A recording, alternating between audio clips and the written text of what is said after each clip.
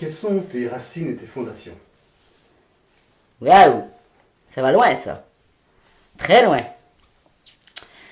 Alors mes racines. Mes racines. C'est l'origine de mes parents. Mes parents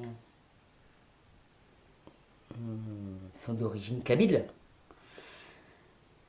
Ils viennent d'Algérie.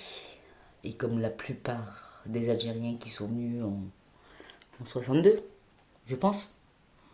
J'ai pas tout connu. Euh, donc je suis originaire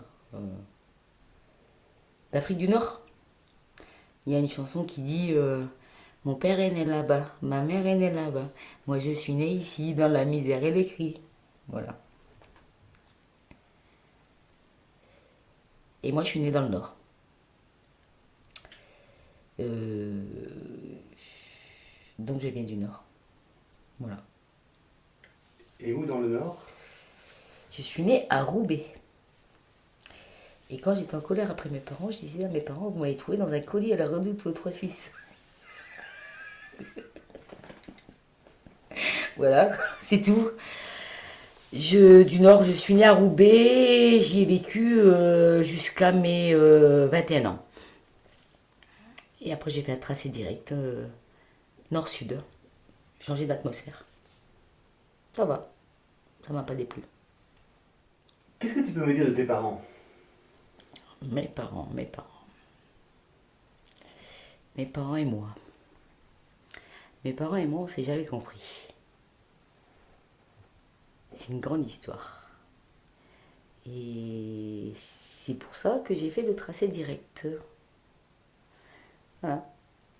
On s'est jamais compris. Parce que bah, pour moi, ils sont arrivés en France, donc ils devaient s'acclimater, ils devaient s'adapter. Et moi, je voulais pas. Je voulais pas vivre comme eux, ils ont vécu. Et je voulais vivre ma vie. Et puis ils n'ont pas compris. Et voilà. C'est tout. Je n'irai pas plus loin. Qu'est-ce que tu as appris comme un d'eux, Deux. de tes parents? Grands-parents. Grands-parents, je ne les ai pas connus, les grands-parents. J'ai connu que ma grand-mère. En allant en vacances, comme on dirait en argot au bled. J'ai connu que ma grand-mère. Et ma grand-mère, j'étais très attachée à elle. Et mes parents, ils ont fait leur vie. Ils ont élevé leurs gamins. Ils ont fait du mieux qu'ils pouvaient. Après, on s'est pas compris. Donc ça s'est arrêté là. Tu peux nous parler de ta grand-mère un peu plus? Ma grand-mère. Ma grand-mère en Algérie, j'y suis allée pas beaucoup. J'y suis allée 2 ou 3 fois, je crois. Et à chaque fois que j'arrivais, eh ben, elle mettait pas 2 jours à arriver à la maison de mes parents. Et elle venait me chercher. Et il fallait que j'aille chez elle et que ben, ma grand-mère, elle m'a appris le métier à tisser, la poterie, à monter à dos d'âne pour aller chercher le bois. Elle m'a appris pas mal de choses en fait. Elle m'a appris à barater le lait. Elle m'a appris beaucoup de choses. Et j'aurais aimé en apprendre un peu plus avec elle. Elle était plus. Elle était plus apte à écouter, à m'entendre. Pourtant, je ne parlais pas le kabyle avec elle. Hein. Mais on se comprenait très bien toutes les deux. Parce que c'était difficile. Le temps d'arriver là-bas, on partait quoi, un mois en vacances. Et le temps d'y mettre, il fallait une bonne dizaine de jours pour qu'on arrive à se comprendre. Parce que la langue, on la perd quand on vit dans un autre endroit. Et comme on dit souvent, il faut aller dans le pays où on veut apprendre la langue pour s'acclimater et apprendre. Et moi, j'ai pas eu le temps. En fait. Et mes parents ne voulaient pas nous apprendre la langue parce que pour eux, c'est important de comprendre un minimum de français, justement, pour nous aider dans la vie, pour avancer.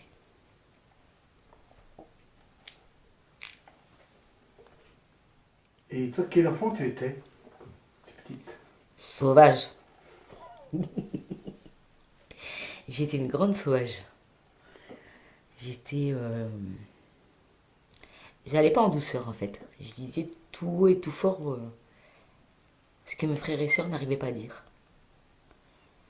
Je reviens au côté grande gueule, voilà. J'arrivais pas à être diplomate pour dire les choses. Il fallait que ça soit cash. Et ce qui était fait n'était plus à faire. Ou ce qui était dit n'était plus à dire. Et tu parles de tes frères et sœurs, quels étaient les rapports avec eux? Comme toutes les fratries. Surtout les grandes fratries. Il y a toujours des petits clans, des petits. On s'entendait plus ou moins. Après, on se faisait la tête d'un côté, et puis on reprenait de l'autre, et puis voilà. Et puis après, il y avait. Après, tout ça, des âges différents. Chacun menait sa vie comme il l'entendait. Donc, voilà. Donc j'étais là. Pas entendu plus haut, j'étais à la sixième. J'étais à la sixième, j'étais au milieu de cette fratrie où je m'entendais pas. Où j'arrivais pas à trouver ma place en fait. J'avais mes deux grandes sœurs d'un côté, mes grands frères de l'autre. Après, plus avec les petits frères. Donc, je jouais plus au foot, à garçonnasse. Plus au foot, à la bagarre. Combien de fois je me suis retrouvée avec des cocards parce que je me battais tout le temps. Et à l'école, pareil, du coup. Et tu les revois régulièrement, tes frères et sœurs? Non, ça fait partie de. Ça fait partie du tracé direct. Quand tu étais petite, c'était quoi tes rêves?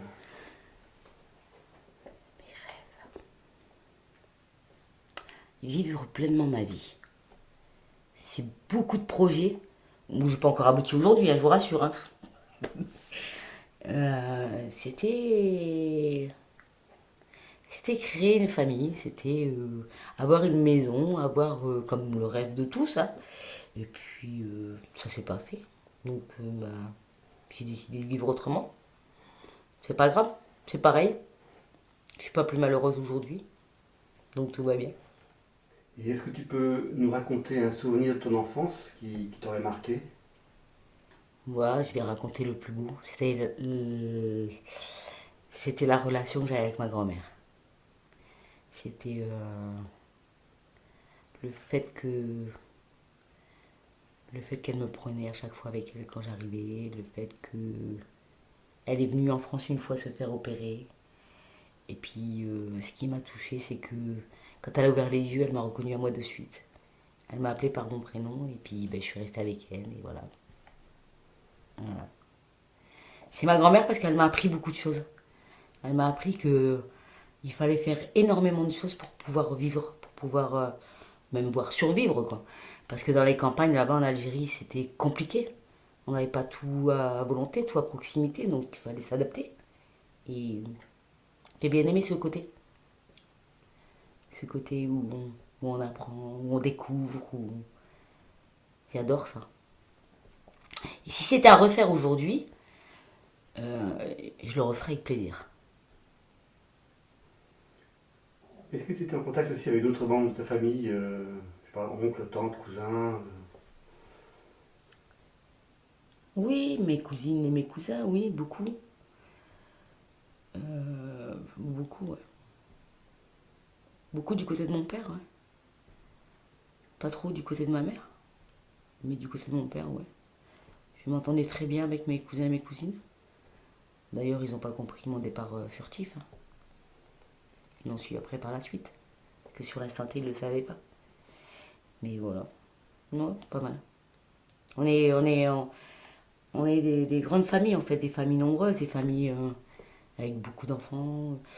Là, aux dernières nouvelles, j'avais quoi? Donc mes frères et sœurs, donc on était 9 en tout. Au niveau de mes nièces, quand je suis partie déjà, il y en avait... de mes neveux-nièces, il y en avait déjà 6. Et là, des arrière-petits-neveux, petits-nièces, je saurais même pas te dire le nombre, parce que j'ai plus de nouvelles du coup. Mais pendant une page, j'avais quelques nouvelles, donc il y en a une tribu aussi. Donc la famille s'est agrandie pas mal.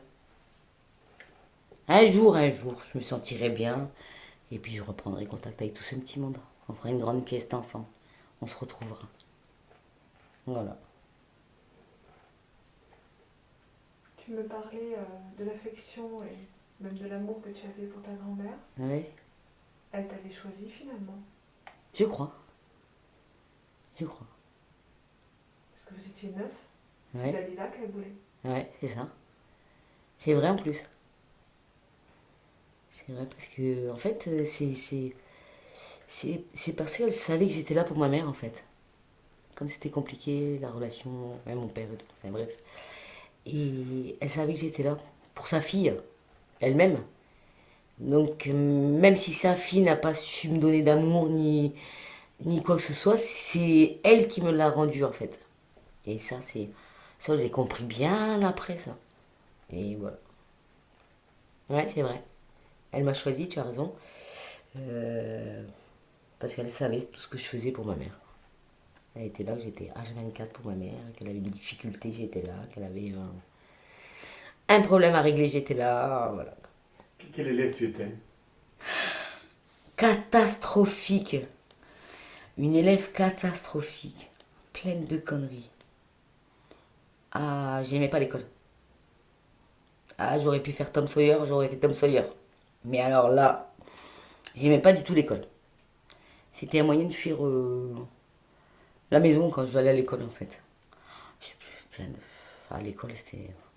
Je faisais le strict minimum. Je lisais beaucoup pourtant. Pourquoi? Parce que je voulais me perfectionner en français. C'est difficile pour moi déjà de. Voilà. Mais j'étais une vraie catastrophe. En cours de dessin, je disais à la prof Madame, je nettoie votre atelier. Déjà, je commençais le nettoyage, hein. Je nettoie votre atelier, vous mettez la moyenne. En cours d'espagnol, quand je saoulais trop le prof, il me dit prenez la porte, je partais avec la porte, je démontais la porte. Un truc de fou, quoi. Et puis, à faire les conneries, y aller. Mm. On en a fait. On en a fait pas mal. Ça, c'était au nord. C'était dans le Nord. Oui, j'ai fait ma scolarité dans le Nord. Je l'ai pas fait ici. J'en ai fait pas mal. À me battre, à. Enfin, plein de choses.